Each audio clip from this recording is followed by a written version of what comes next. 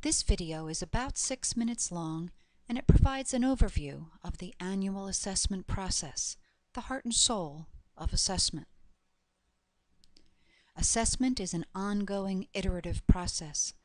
To cite a perspective often voiced by Linda Susky, former Vice President of the Middle States Commission on Higher Education, assessment should be going on everywhere, every year.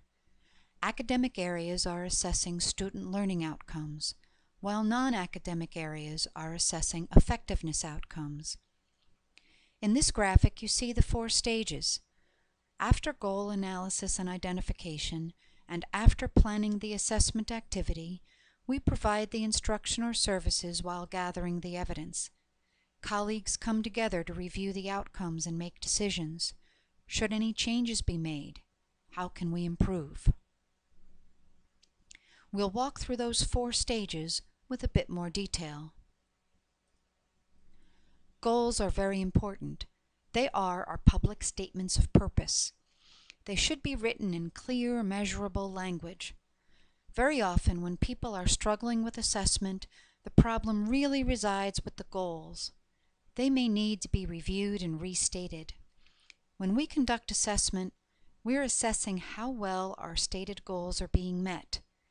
In your SharePoint repository, as you identify the goal you're assessing, you're asked to identify its affiliations and the way in which it aligns with other important institutional and regional standards.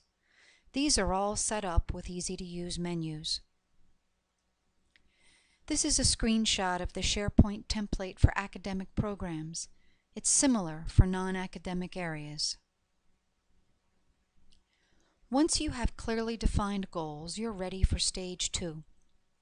This takes a good deal of thinking and collaborating. Programs and units have to carefully consider what sources of evidence can be gathered to document their outcomes, what benchmark or standard they wish to use, and what performance target to define.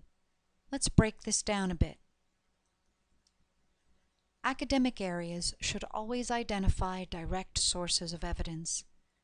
Non-academic areas may have to rely more heavily on indirect sources. Only a few examples are represented here. More complete lists and guidelines are available as resources in your SharePoint assessment repository. Performance is difficult to interpret unless there is a standard against which that performance can be compared. Here are a few examples of benchmarks. Local standards agreed upon by everyone in a program or unit provide a nice internal consistency. External standards ensure that there is no internal institutional bias, although regional or national tests often have a price tag attached. Peer benchmarks compare student performance against that of their peers. Programs and units can compare performance to the average or the best peer performance. Historical trend benchmarks are especially helpful in determining whether changes have had a positive impact. Once again, a more comprehensive guide is available in your SharePoint repository. The final piece of stage 2 is that of deciding upon a performance target. How good is good enough? Unless you have utilized an external standard such as a standardized test, the performance target is usually a well-informed, collaborative, yet still subjective decision. Well-developed rubrics often help programs and units agree upon appropriate performance targets. This is a screenshot of the SharePoint template prompting you to select your direct and/or indirect sources of evidence. Right in the template itself, you'll find helpful links to guidelines and resources. So the semester unfolds. You provide your services, you teach your classes. You conduct the assessment. We now move into stage 3. Your outcomes will be your evidence of how well your stated goal is being met. Sometimes we meet our performance targets, sometimes we don't. In your SharePoint repository, any files that provide documentation should be uploaded with your record. These files might be word processed documents, spreadsheets, PDF files, even video files. While it may be disappointing, it is not a problem if we don't meet our performance targets. What is important is that we use those findings to make decisions and changes that will improve our program or our service.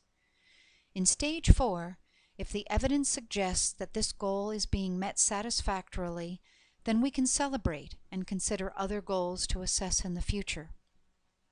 If the evidence suggests that changes need to be made, then we need to make those changes and reassess.